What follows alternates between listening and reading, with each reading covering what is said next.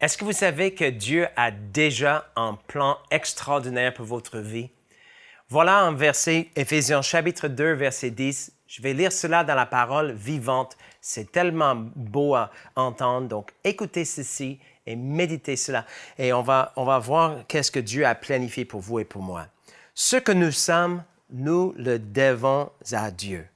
Il nous a recréés en Christ pour nous faire accomplir dans la communion avec lui les bonnes actions qu'il a préparées depuis longtemps pour nous. Vous voyez déjà, c'est bon. On voit que vraiment par la grâce, nous avons été recréés. La parole de Dieu dit que si quelqu'un est en Christ, il est une nouvelle créature. Les choses anciennes sont passées et toutes choses sont devenues nouvelles.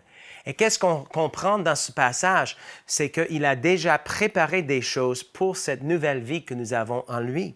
Il continue en disant, voilà la vie conforme à la volonté de Dieu, celle pour laquelle il a tout arrangé en avance. Il a préparé le chemin afin que nous n'ayons plus qu'à y marcher.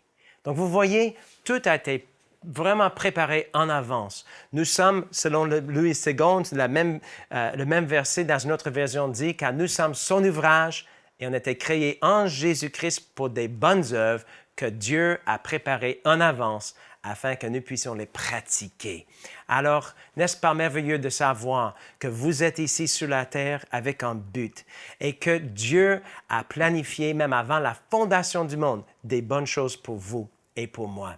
Alors, je vous encourage à tous les jours de votre vie à vous lever le matin et dire, Seigneur, je te remercie que je suis ici sur la terre pour une raison. Seigneur, je sais que je suis créé en toi pour des bonnes œuvres. Alors, Seigneur, montre-moi quelles sont les œuvres que tu as préparées pour moi aujourd'hui. Il y a des choses qui sont déjà préparées en avance. Alors, je te remercie, Seigneur, qu'aujourd'hui, je vais marcher dans ta volonté. Je vais suivre ton plan. Et laisse-moi vous dire, en tout simplement aimant Dieu de tout votre cœur et en aimant votre prochain comme vous vous aimez vous-même, vous allez vous trouver au plein centre de la volonté de Dieu et vous allez pouvoir accomplir ces bonnes œuvres que Dieu a préparées en avance.